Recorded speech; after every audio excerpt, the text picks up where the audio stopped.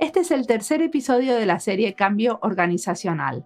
Esta serie la pensamos con Isa Ludita de la nave Nodriza. Hace bastante que el diseño está teniendo un rol en el cambio organizacional.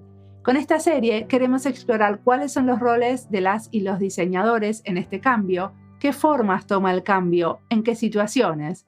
Por eso decidimos escuchar actores claves que trabajan o trabajaron en España, Argentina, Reino Unido, Líbano y el Sahara Occidental.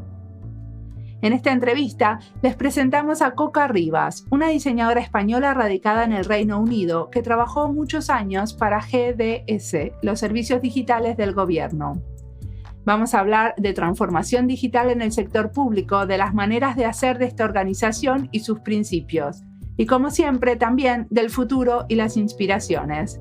Mi nombre es Isa Ludita. Mi nombre es Mariana Salgado. Esto es Diseño y Diáspora.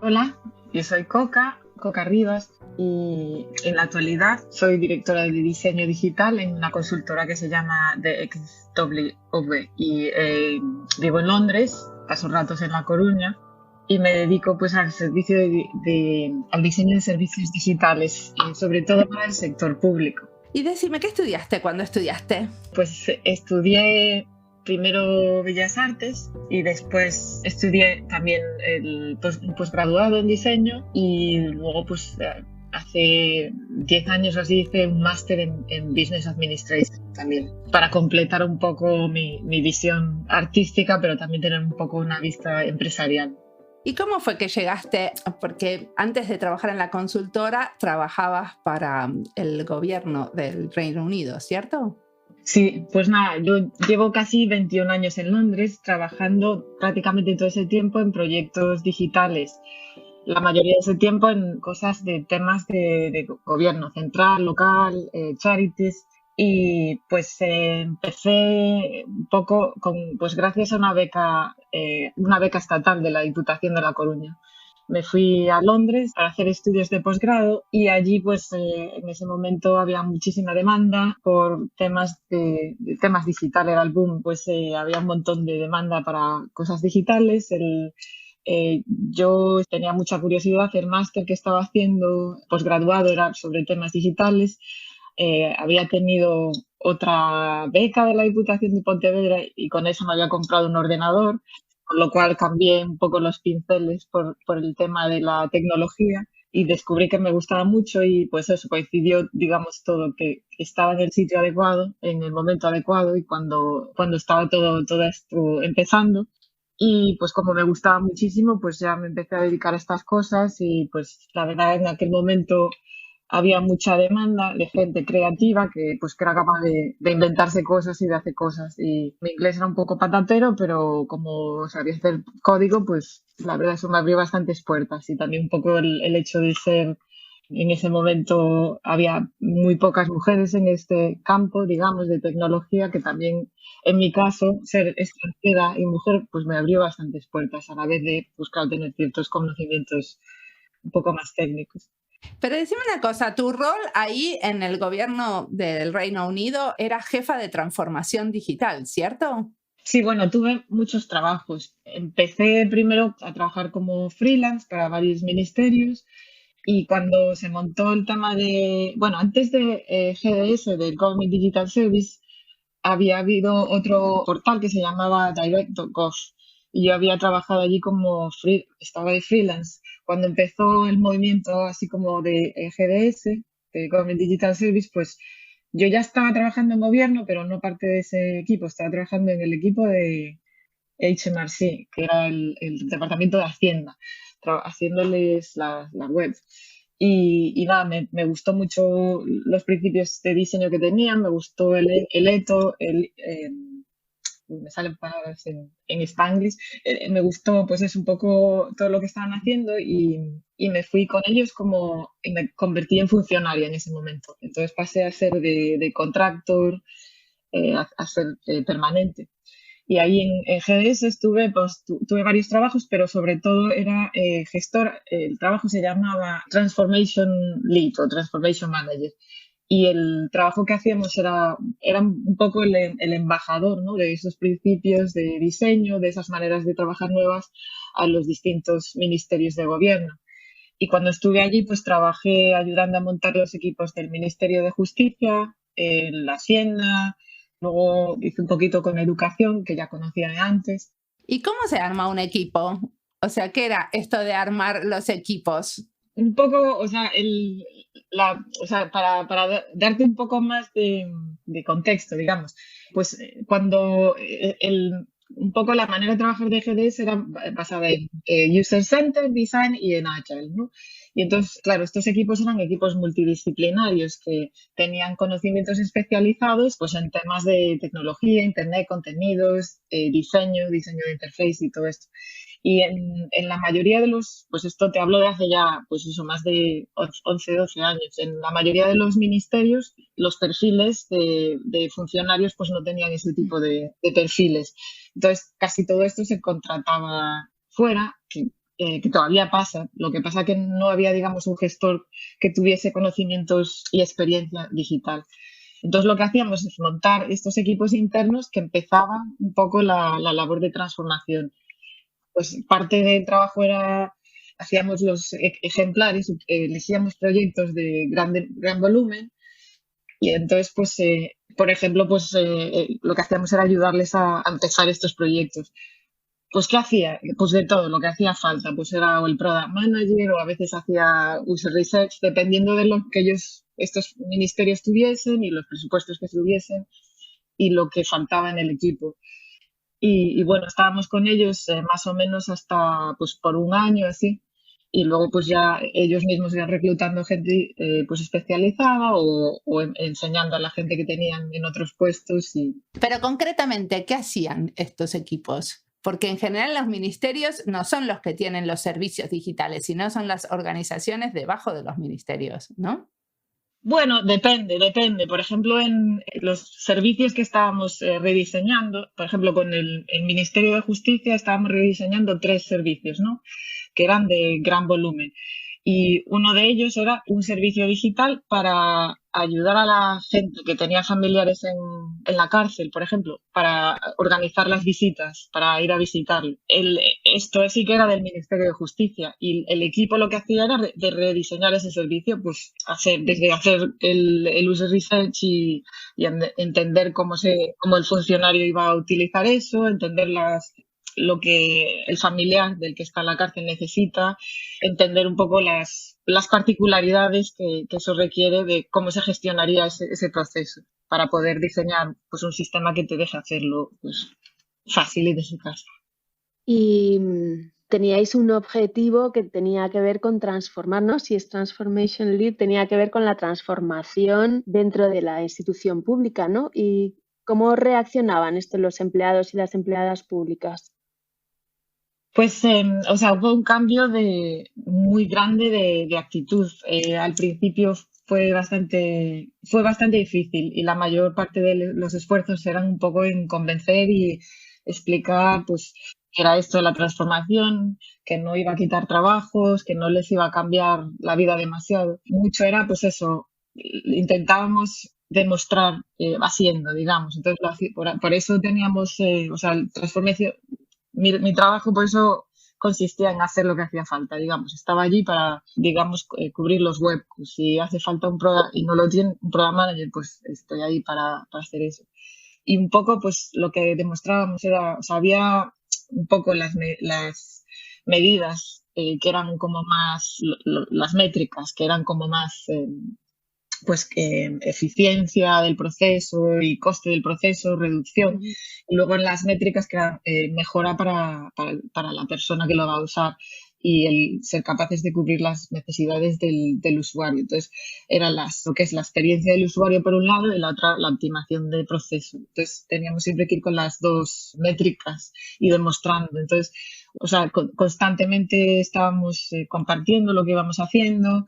Era un proceso muy abierto para involucrando a los que sabían de los procesos muchísimo, sobre todo lo que decías tú, Mariana, de gente que está gestionando o sea, íbamos a las cárceles, digamos, a hacer el research para ver, digamos, cómo se necesitaba, cómo se estaba haciendo, cuáles eran las barreras o cómo funcionaba en sí el proceso.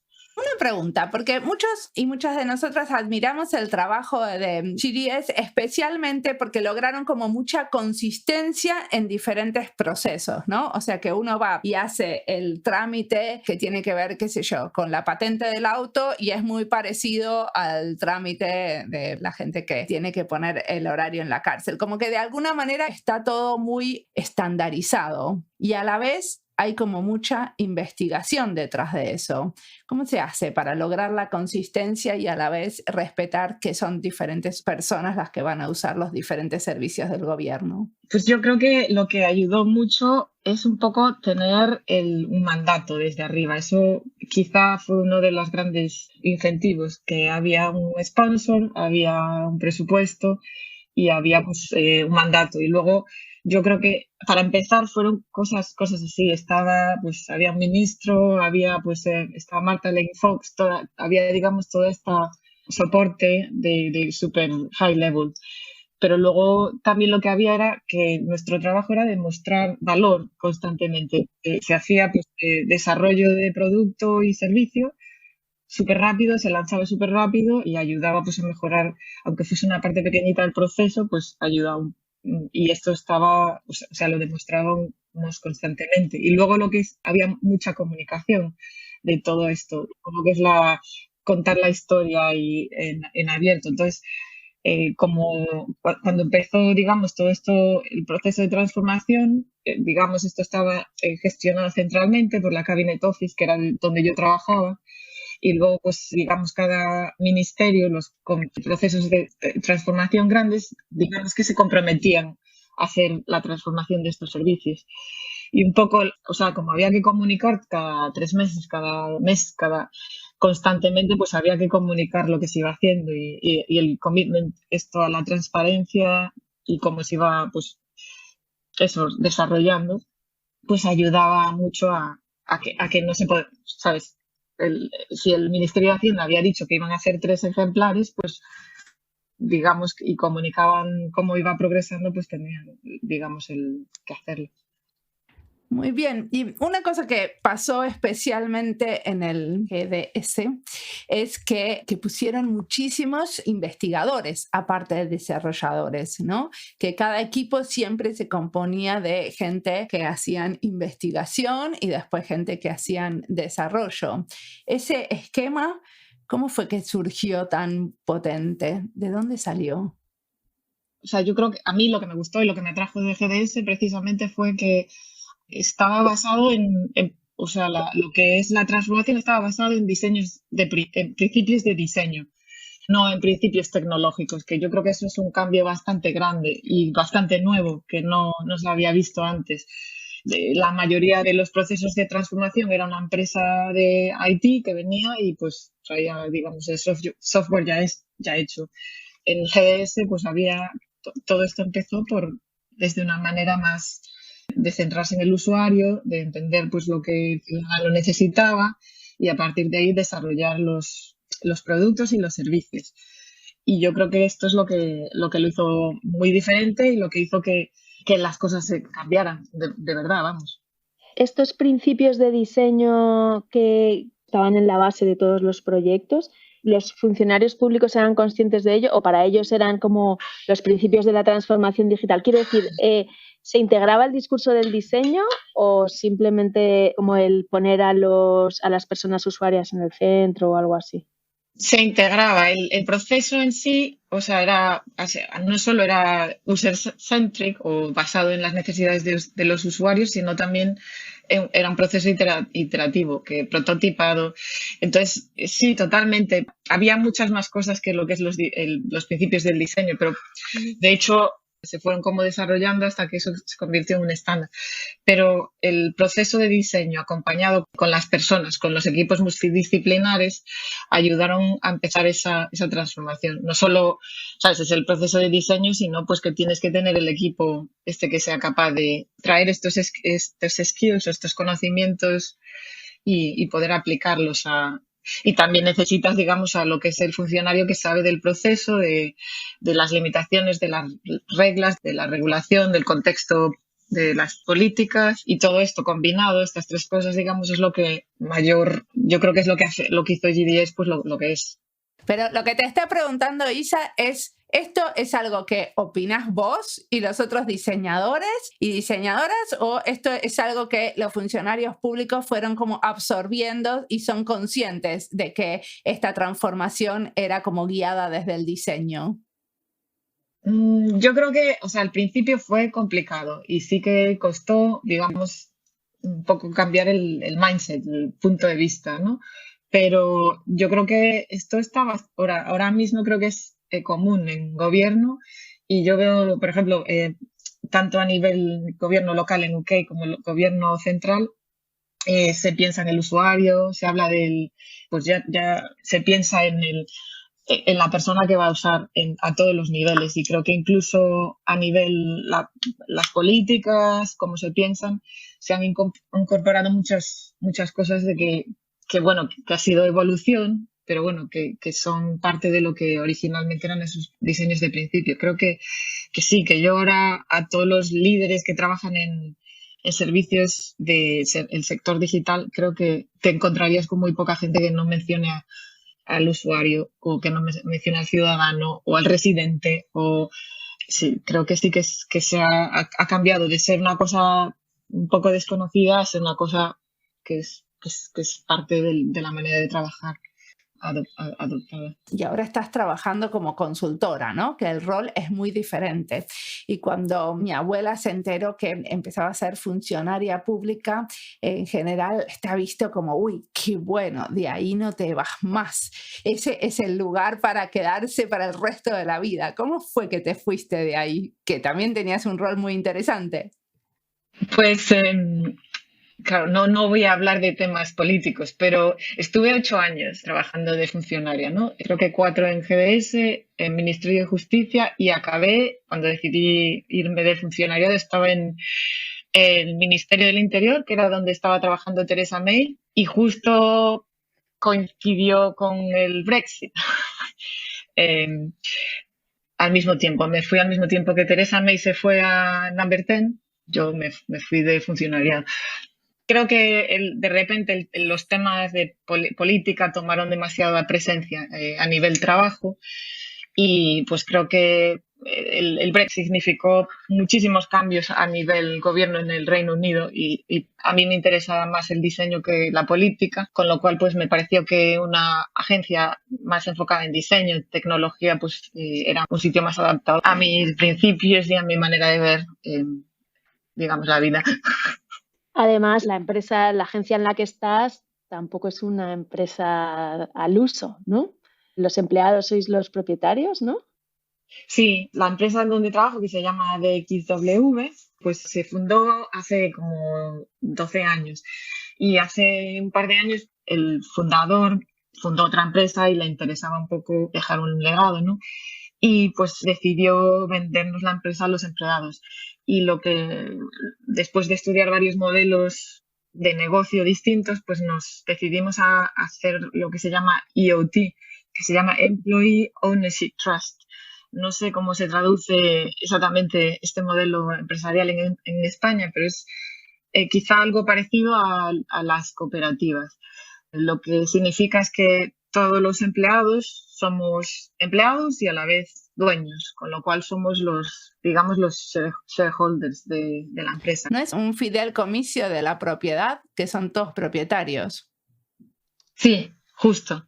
Sí. Exactamente.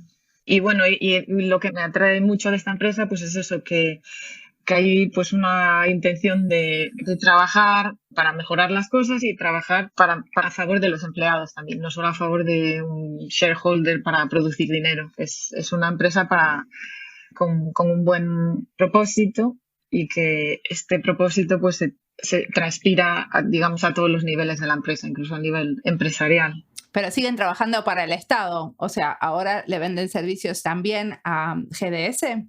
Sí, trabajamos, o sea, nosotros trabajamos en el sector público, gobierno local, gobierno central, charities también y el sector cultural. Por ejemplo, también estamos trabajando con la British Library o con el British Film Institute y bueno, hay algunas otras charities y la Royal Society for Arts también, que es otro de nuestros clientes. O sea, que cubrimos lo que es el sector de casas interesantes. ¿Y qué es lo que hacen para la sociedad de la Royal Society of Arts? Porque hacen cosas muy interesantes en ese lugar. Sí, es verdad. En RSA, por ejemplo, estamos haciendo un proyecto bastante pequeñito, pero es para ayudarles a lanzar la nueva plataforma para los socios, para los fellows. Y esto es parte del proyecto que estamos haciendo con ellos. Los becarios, ¿no?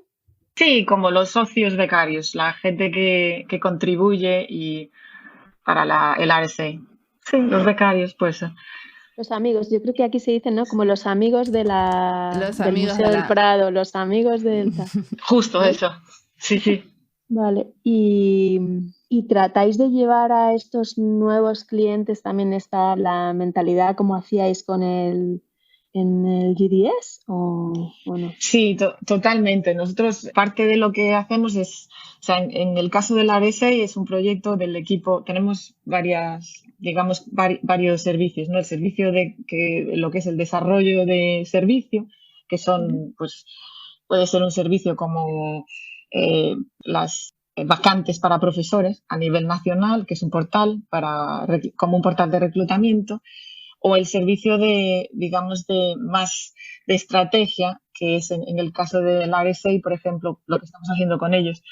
Y en este caso, pues, parte de lo que hacemos es un poco establecer esas maneras nuevas de trabajo, un poco establecer esos nuevos roles, que a lo mejor pues que ellos los han tenido, pero como consultores, no como parte del equipo, y como un poco estableciendo esa manera de crear el feedback constante y no hacer los proyectos estos enormes que se encargan, te lo da la empresa y luego te olvidas por 2 años y luego compras una cosa nueva. Pero no entiendo qué tiene esto de estrategia. ¿Ustedes están tratando de armar la estrategia de manera colaborativa del Royal Society of Arts? Sí, ya nos gustaría, ¿no? Que nos dejasen hacer tantas cosas. Pero sí. Porque antes hablaste de una plataforma digital para socios, entonces esto no me parecía tan estratégico como lo que acabas de decir. Exactamente. En realidad hay otra empresa que está desarrollando la plataforma. Nosotros le estamos ayudando a lanzar esta plataforma, ¿no? Y pensar en cómo la van a gestionar, quiénes la van a gestionar. O sea, sí tiene que ver con lo que es la estrategia de lanzar la plataforma y utilizarla y sacarle valor una vez que la tenga. Que no sea que... O sea, un poco en este proyecto, aunque nosotros podríamos haber hecho la plataforma, no la hicimos porque ya la habían comprado cuando nosotros empezamos a trabajar con ellos. Pero bueno, es parte del trabajo, es, digamos, integrar esto con la manera de trabajar que tienen ellos o cambiarlo, algunos de los roles que tienen internos. Y esto es lo que se llama transformación de la cultura, transformación digital. ¿Cómo se encarga, ¿no? ¿Cómo lo verbalizan ellos? ¿Cuál es la necesidad que expresan? Pues cada equipo viene o sea, cada proyecto, cada cliente con necesidades muy distintas. En este caso, yo tendría que mirarlo, pero en plan, lo que querían era eso, ayuda a lanzar esta plataforma con los fellows. Y parte del trabajo era de ayudarles a hacer el research o la investigación para entender pues cómo esto iba a adoptarse y cómo esto iba a recibirse. Entonces, mucho de lo que nosotros hicimos pues es hablar con los usuarios, hablar con los equipos internos para ver pues cómo se va a utilizar internamente y qué es lo que los usuarios van a necesitar.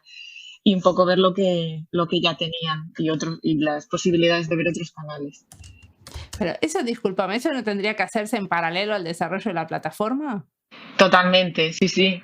Y de hecho, parte del trabajo es con la empresa que está desarrollando la plataforma, pues digamos, todo lo que identificamos como necesidades del usuario que la plataforma no va a hacer, pues eso se le pasa a la empresa para que ellos, digamos, incorporen eso en su development roadmap. O sea, un poco hacemos digamos, el intermediario entre lo que es el que construye la plataforma de los fellows y el equipo interno que está, digamos, adoptando nuevas maneras de trabajar y ayudarles un poco a acelerar esa manera de trabajo, a entender más cómo hacer el research, a visualizar un poco, a prototipar para que vean cómo esto se va a percibir y, bueno, y hacerse, digamos, pues eso, una idea de lo que va a pasar antes de que pase y para tomar decisiones, digamos.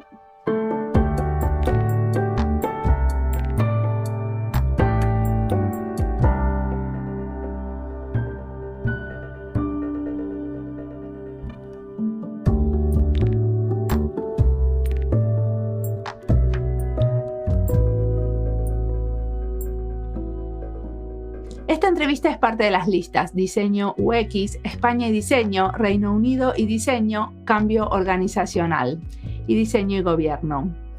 Muchas de las diseñadoras vamos buscando nuestro rol y este va variando de acuerdo a las necesidades de la organización. Y esa búsqueda o ese camino depende mucho de dónde estamos, cuáles son las capacidades de nuestros colegas y sus ganas de probar con otras maneras de hacer. Cada camino es muy individual. ¿Cómo te parece que la formación de los diseñadores ayuda a poder construir caminos acordes a nuestras capacidades y los desafíos de la organización? Isa. Pues una de las cosas que más me gusta de trabajar en diseño de productos y servicios digitales precisamente es la interdisciplinariedad, ¿no? Que por definición nuestro trabajo implica colaborar con perfiles diversos, estratégicos, de marketing, de contenidos, de comunicación, de humanidades para investigación, ingenieras, programadores. Bueno, que cuanto más diverso sea el equipo, mejor será la solución.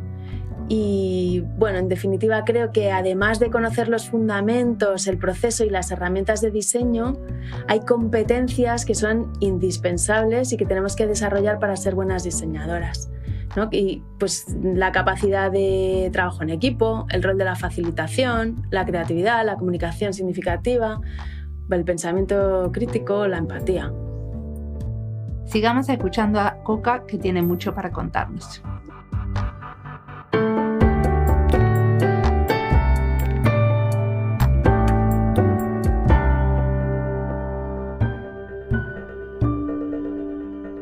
Yo quería volver un poquito a eso que dijiste, que no me interesa la política, porque ya sabemos, ¿no?, que todo diseño es político y que encima estás trabajando para el gobierno y estás trabajando para servicios que son para todos. ¿No le ves un poquito de lo contradictorio? Porque a la vez esto de hasta los métodos ágiles y el diseño centrado en la gente tiene algo de muy político. O sea, es una manera de estar en el mundo, ¿no? Decir, esto no lo voy a pensar solamente en función de un cliente, sino lo voy a pensar en función de todos los que lo van a usar. Sí, me has pillado ahí. Sí, pues sí, estoy de acuerdo. O sea, a mí digamos que a lo mejor quizá es el tipo de política que o sea, me interesa a lo mejor una política, o sea, o el propósito, a lo mejor, más que la política es el propósito. O sea, me atrae diseñar para el gobierno y para instituciones culturales porque me atrae el propósito que tienen. Cuando el propósito pues es muy distinto, pues es cuando creo que se me hace más complicado. Y un poco mi atracción a gobierno ha sido pues porque me parece que los servicios de gobierno que son un derecho, ¿no? No es un privilegio. Yo pago mis impuestos, pues me parece que yo y que, bueno, todo el mundo que vive en un país y que debería tener los mismos derechos. O sea, sí, supongo que es una visión política bastante... No, pero ahora lo entiendo. O sea, que si no coincidís y si tus valores no se alinean con los de la organización con la que estás trabajando, aunque ustedes traigan un poco de mejora, preferís irte a una organización donde tus valores se alineen con el propósito del que estás trabajando. ¿Entiendo bien? Sí, exacto, perfecto. Bueno, me he quedado ahí con esta frase colgando, ¿no? Y que es verdad que todo es política y que el diseño centrado en el usuario es una forma también de posicionarse, ¿no? Me he quedado imaginando cómo habrá sido el cambio, o sea, después de 20 años en la administración pública en UK, cómo habrán, o sea, todos los cambios que se han producido ahí, ¿no? ¿Tú sigues en contacto con gente con la que trabajaste inicialmente? Sí, con muchísima gente está en mi empresa. Hay mucha gente que es ex GDS o incluso ex DirectGov, que era el primer portal. Muchísima gente, o sea, yo creo que GDS fue un poco como un movimiento. Entonces, aunque empezó siendo un equipo muy pequeñito, pues cuando yo me fui eran como 1000 y pico personas y todas esas, no sé cuánta gente queda de esa inicial, pero creo que poca. Esta gente se ha movido a seguir pues en el funcionariado y tomar cargos en equipos, a gestionar equipos, se han ido a otras empresas, se han ido a otros organismos. Entonces sí que yo creo que ha habido como una expansión de lo que es la cultura y el ethos que tenía GDS pues a nivel gobierno y fuera de gobierno. Yo creo que ha impactado también el sector privado porque mucha gente se marchó al sector privado. Y sí, sigo en contacto y todavía pues creo que la cosa sigue evolucionando. Hay cosas que no han funcionado tan bien, otras que se han interpretado, que se han radicalizado demasiado. Por ejemplo, hay gente que piensa que hay distintas opiniones sobre los estándares y cómo se están aplicando los estándares. ¿Qué es para ti lo más importante que se logró en gov.uk? Lo más importante, yo creo que quizá es el enfoque hacia las personas, hacia las necesidades del usuario. Y yo creo que la consistencia, ¿no? De que el gobierno es un gobierno, no importa la personalidad de cada ministerio de departamento. Creo que esos son posiblemente las dos cosas más importantes. Que todavía, creo que si lo comparas, por ejemplo, con lo que en otros países, ¿no? Creo que todavía hay mucha pelea de brands, por ejemplo, con distintas partes del gobierno que todos quieren tener presencia, todos quieren tener, digamos, sus colores y sus marcas y eso está. Creo que eso ha beneficiado y tener una experiencia común, pues un lenguaje común, que sea un lenguaje adaptado a las personas que lo van a usar, no al funcionariado. Sabes que está diseñado para los usuarios y no está diseñado para el funcionariado, lo que le parece al funcionariado o lo que le parece a la empresa que viene, pues necesario. Bueno, ya que tenga todo el mismo URL, ¿no? Como el principio, por lo menos, lo hace más fácil de buscar, ¿no? De navegar entre los diferentes organismos de gobierno. O sea, ya haber logrado eso es un montón. Sí, exactamente. Todo eso y todo eso, la consistencia, la findability, todo eso me parece. Y bueno, y el lenguaje, ¿sabes? Yo creo que ha habido un cambio más, pero enorme. Yo me acuerdo cuando empecé a diseñar páginas web, o sea, la discusión era sobre todo, no, es que hay que poner este lenguaje súper complicado porque normal, porque todo esto está describiendo a veces normas legales y ahora creo que el 90% de los funcionarios en el Reino Unido se dan cuenta de que el lenguaje que se utiliza en todos estos servicios es muy importante para que la gente los use o no y que es una medida de exclusión a veces. Entonces, pues creo que eso ha cambiado un montón y ha mejorado. Y decime, ¿hacia dónde vamos con el desarrollo de los servicios públicos? ¿Cómo lo ves el futuro? Vos que estás dedicada a esto hace tantos años. Yo creo que se tiende pues eso a colaborar más. Me parece que hay muchas buenas iniciativas, ¿no? para aumentar la inclusión y el acceso. Creo que eso a veces a pesar de a pesar de la política, los diseñadores podemos contribuir mucho a hacer esto más diverso, más colaborativo, más accesible. Y eso es lo que me gusta más, al menos. Muy bien. ¿Y qué cosas te están inspirando en este momento? ¿Qué estás leyendo, escuchando, mirando, que nos querés recomendar? Mira, te recomiendo esto porque está buenísimo. Pues me gusta mucho, últimamente estoy leyendo, esta newsletter que es de David Bryan. Se llama Reasons to be Cheerful, que son razones para estar contento. Y me parece súper optimista. El fundador es David Bryan de los Talking Heads. Un poco se ve de la generación de donde vengo. Y sí, me encanta pues porque son artículos sobre tecnología, arte, colaboración, a través de mundos muy distintos, la música, la arquitectura. Y siempre tiene pues cosas de gobierno, tecnología, experimentos de policy, y eso me encanta. También así de libros, he de admitir que soy bastante ecléctica con mis lecturas. Estoy leyendo uno de Marina Mazzucati, que es una economista, que habla mucho escribió un libro que es Mission Economy, y pues habla un poco de la función de gobierno y de las capacidades, y me gusta algunos de sus puntos de vista, ¿no? De lo que ella le parece cómo la gente que trabaja en gobierno debería utilizar su poder, digamos, para cambiar cosas y para poner presión pues en las grandes empresas, y cómo gestionar un poco la relación entre el gobierno y los grandes poderes, ¿no?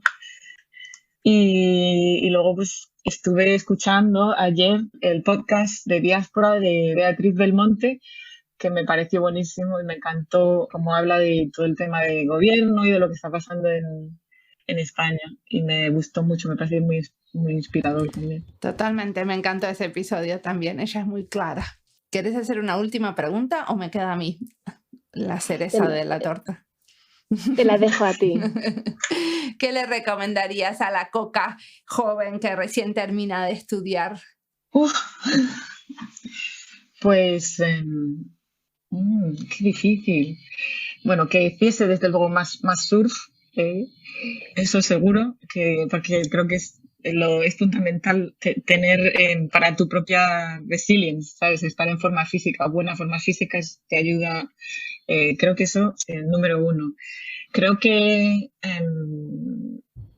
se vayan a correr escuchando podcasts. Esa sería una buena. Totalmente. Eso desde luego.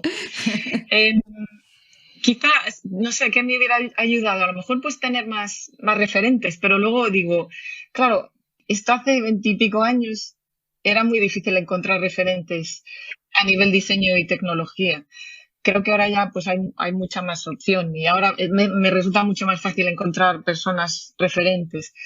Creo que cuando yo empecé a hacer esto era sobre todo, había más señores que señoras. Luego aparte, sí, quizá como disciplina es relativamente nueva, con lo cual también eso. Y no sé, quizá pues eso, mantener todavía más abierta digamos, el campo de acción, porque creo que especializar está muy bien, pero que también eso, mantener las pasiones de uno. Quizá sería eso ¿cómo le llaman en español? El bugbear, como un gusanito que me queda, pues es quizá no haber utilizado, o sea, yo un poco hacer más arte, digamos, de esto que es mi labor profesional. Bueno, quizás viene todavía, ¿no? Pero bueno, nunca está. Exactamente, somos jóvenes. Buenísimo, muchísimas gracias por la entrevista.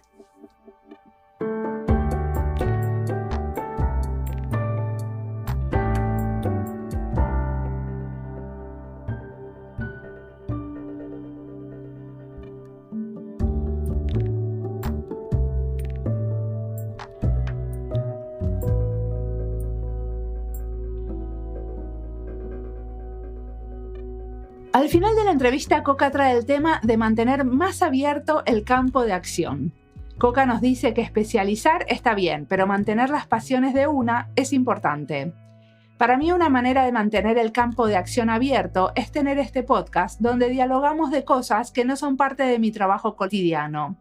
Y a veces la especialización viene de ahí, del trabajo que hago en el ministerio. Esos dos pivotes son para mí fundamentales. La especialización y el campo de acción abierto. El radar constantemente funcionando, entendiendo lo que pasa en el diseño de una manera bastante más abierta de lo que me permite mi trabajo. ¿Cómo es para vos, Isa? ¿Cómo el trabajo de dirigir una escuela de diseño te permite el balanceo entre estos pivotes? Pues para mí ser la directora de la escuela me permite conocer un montón de realidades, o sea, tanto individuales por cada estudiante que pasa por la nave, como corporativas, porque también diseñamos formaciones a medida para empresas y te acabas metiendo hasta la cocina. Básicamente la nave es un laboratorio continuo de diseño, ¿no? Por ejemplo, nuestro modelo organizacional, que está basado en sociocracia, pero también está muy adaptado a nuestra forma de funcionar y como orientado a establecer alianzas, como esta que hago contigo, porque al final nos enriquecen, nos apetecen y nos gustan. Bueno, luego dedicamos mucho tiempo al diseño de programas formativos y de experiencias de aprendizaje y los abordamos también como los procesos de diseño, los iteramos cada vez. Y luego, por último, que aparte de dirigir la nave nodriza, que me dedica el 100% de mi tiempo, también estoy siempre matriculada en otras escuelas donde seguir aprendiendo otras cosas y además formo parte de otras iniciativas en las que sigo explorando y diseñando. Por un lado con Ilios, que es un pequeño colectivo basado en la admiración mutua y la confianza, que estamos convencidos de que la misión del diseño es humanizar la modernidad y así puedo estar en contacto con la actualidad y el día a día de los productos y los servicios. Y formo parte también de otro colectivo que se llama Me We All, donde acompañamos procesos de transformación basados en la teoría de la U para individuos, para equipos y para organizaciones. Como siempre, la música del podcast es de Antonio Zimmerman. El diseño de sonido es de Andy Fechi. Este podcast está publicado con licencia creativa común con atribuciones. Esto fue Diseño y Diáspora. Pueden seguirnos en nuestras redes sociales, en YouTube, Instagram y Twitter, o visitar nuestra página web diseñoydiaspora.org. No olviden recomendarnos y recomendar nuestros libros. Nos escuchamos en la próxima.